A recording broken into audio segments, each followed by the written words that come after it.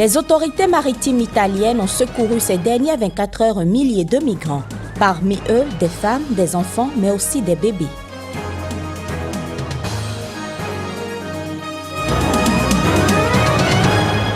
« 9 milliards de dollars.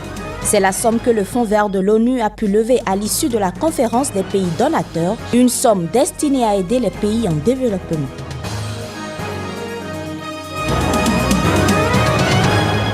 L'enquête sur les causes de l'effondrement de l'immeuble effondré à Lagos se poursuit au Nigeria.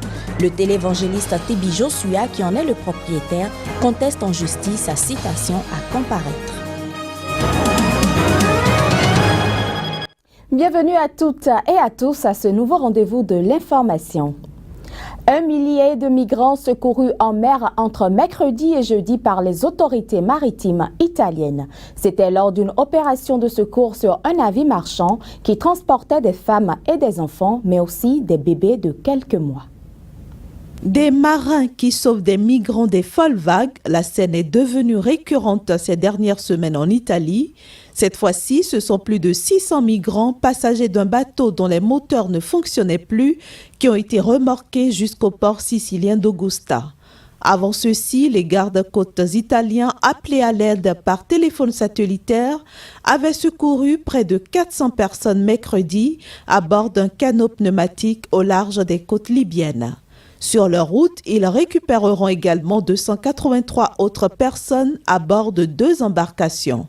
Une autre opération menée vers les côtes italiennes à une dizaine de kilomètres au sud de la Sicile a permis de secourir 110 migrants et d'arrêter 3 passeurs présumés de nationalité ukrainienne. La semaine dernière, les secours maritimes italiens étaient déjà venus en aide à environ 2500 migrants à bord de plusieurs bateaux en détresse entre la Libye et la Sicile. Depuis l'été 2013, l'Italie est confrontée à des arrivées massives sur ses côtes, une moyenne de 400 par jour environ.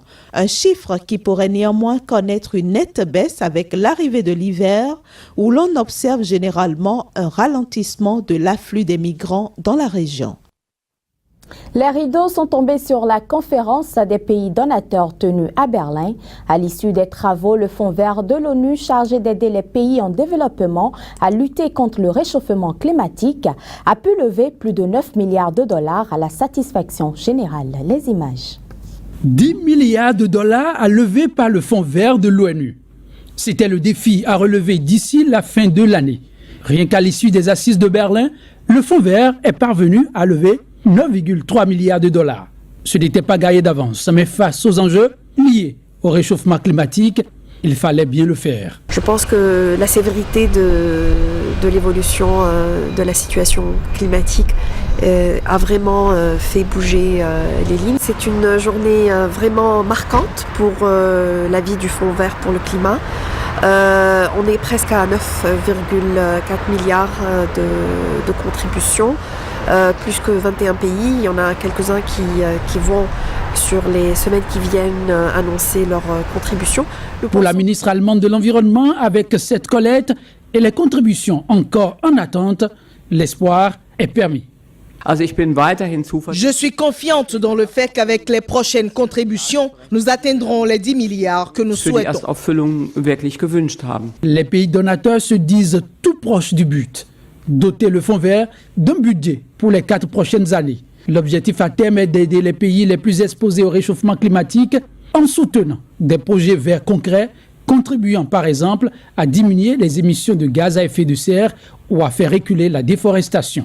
La conférence de Berlin, la toute première réunion formelle des donateurs du fonds, s'est tenue quelques jours avant la conférence sur le climat de l'ONU, prévue pour début décembre à Lima, et un an avant celle décisive de Paris, où un accord mondial sur le climat doit voir le jour. Au Mexique, des affrontements ont éclaté hier entre manifestants et policiers à l'aéroport international de Mexico. C'était à l'occasion d'une nouvelle journée de protestation contre la disparition fin septembre des 43 étudiants dont on est sans nouvelles. Cette affaire a provoqué une grave crise de confiance envers le président mexicain, dont les manifestants réclament désormais la démission. Dossier étudiants disparus au Mexique. La mobilisation ne faiblit pas. C'est à une nouvelle journée de manifestation que l'on assiste pour réclamer le retour des 43 étudiants portés disparus le 26 septembre. De noix vêtus, le visage masqué, les manifestants ont affronté la police anti-émeute qui tentait d'empêcher leur accès à l'aéroport de Mexico à l'ex de la capitale. Quelques blessés sont à déplorer dans le rang des manifestants qui exigent désormais la démission du président Enrique Peña Nieto, accusé de négligence dans la résolution de cette situation.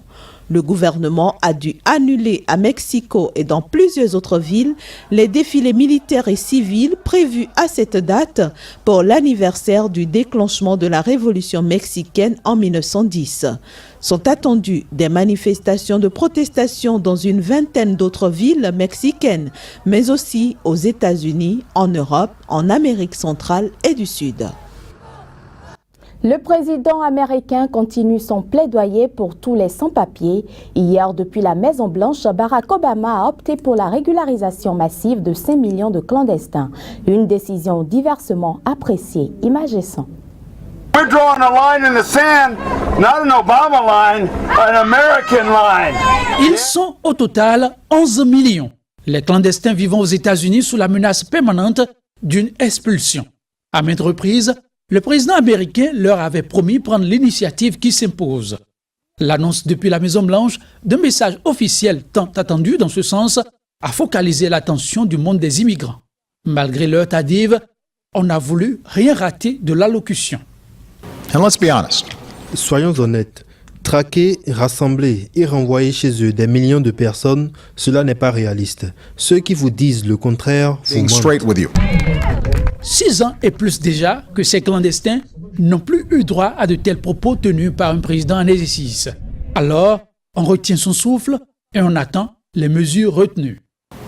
If you've been in America for more than 5 years, si vous êtes aux États-Unis depuis plus de 5 ans, si vous avez des enfants qui sont américains ou résidents permanents, si vous vous inscrivez sur un registre, acceptez de vous soumettre à une enquête sur vos antécédents criminels et que vous payez les impôts que vous devez, alors pouvez demander à rester dans ce pays sans peur d'être envoyé chez vous. Vous pouvez sortir de l'ombre et régulariser votre situation. You can come out of the shadows and get right with the law. Barack Obama venait ainsi d'ouvrir la voie à la régularisation de la situation de 5 millions d'immigrants. Comme bien d'autres immigrés, Beta Sanles n'en revient pas. Je me sens soulagée, je me sens libre, je sens que je suis quelqu'un, que je suis ici. Depuis les régularisations massives de 1986 sous Ronald Reagan, toutes les tentatives de réforme du système d'immigration ont jusque-là échoué. Barack Obama venait sans doute de réussir un coup de force salué des démocrates et des associations de défense des clandestins. Coup de force fortement décrié par les républicains. Au Nigeria, l'avocat du télévangéliste TB Joshua a annoncé jeudi qu'il conteste en justice la citation à comparaître de son client. Citation relative à l'enquête sur les causes de l'effondrement de l'immeuble qui a fait plus de 100 morts au mois de septembre à Lagos. Reportage. Au total, 116 personnes, dont 81 Sud-Africains, ont péri le 12 septembre dans l'effondrement de l'auberge accueillant les fidèles étrangers du prophète, ou l'homme de Dieu comme il se fait appeler. Convoqué une première fois au début du mois de novembre pour donner sa version des faits, TB Joshua n'a pas honoré ce jeudi sa deuxième citation à comparaître à l'audience, provoquant la fureur du coroner Oyetade Komolafe, chargé de l'enquête, qui a affirmé avoir l'intention de le faire arrêter. Mais au terme de l'audience de ce jeudi, Olalekan Ojo, l'un des avocats de TB Joshua, a déclaré à la presse qu'il avait contesté devant la haute cour de justice la compétence du coroner de citer des témoins à comparaître. The coroner's court has unconsciously Sans le savoir, le coroner a outrepassé ses compétences en enquêtant sur des éléments qui n'ont pas provoqué la mort de ces personnes. Le prophète est la bonté humaine incarnée. Il est encore en train de pleurer la perte épouvantable de toutes ses vies. Il ne serait pas correct qu'il se présente à l'audience. Cela n'est pas une bonne marque de respect envers les morts. Néanmoins, il a du respect pour la loi du pays et si à la fin de la journée, il est nécessaire pour le prophète de se rendre au tribunal, il se présentera au tribunal.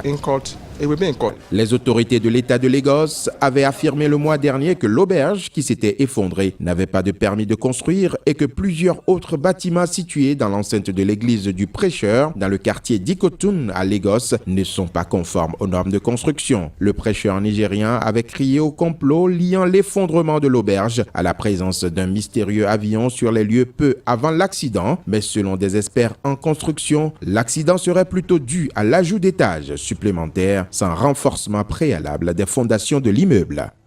Faire la lumière sur les nombreuses violations des droits de l'homme constatées lors de la crise post-électorale en Côte d'Ivoire, c'est l'objectif qui aurait, selon le ministre ivoirien de la Justice, motivé le gouvernement de Ouattara à initier une opération d'exhumation. Ces fouilles, qui s'étendront sur toute l'étendue du territoire national, ont déjà révélé plus de 800 cadavres.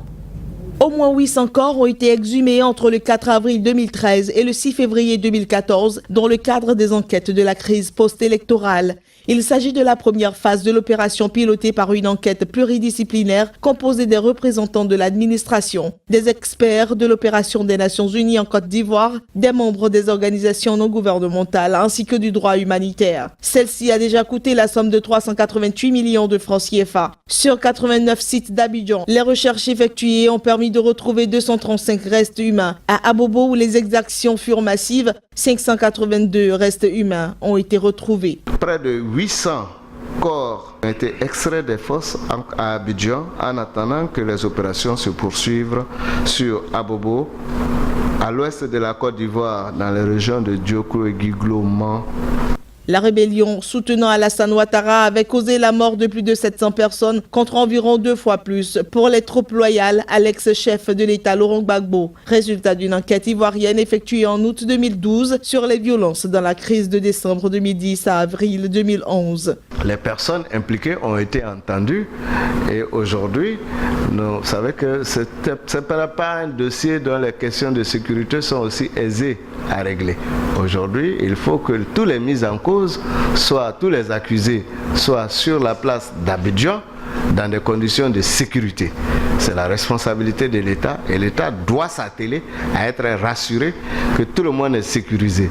Mais la sécurité, là, c'est un aspect, la justice, c'est un autre. Donc nous avons exprimé notre volonté en tant que justice de donner un épilogue à cette situation. Donc en mémoire des victimes de cette guerre, que la Côte d'Ivoire a prévu de débourser 3 milliards de francs CFA pour l'opération d'exhumation des restes de victimes de la crise post-électorale. Sont aussi concernés la conservation des restes humains et la construction de mausolées. Les fouilles vont se poursuivre dans les régions de Douékoué, Giglo et Man, dans l'ouest du pays où les violences ont été les plus massives après Abidjan.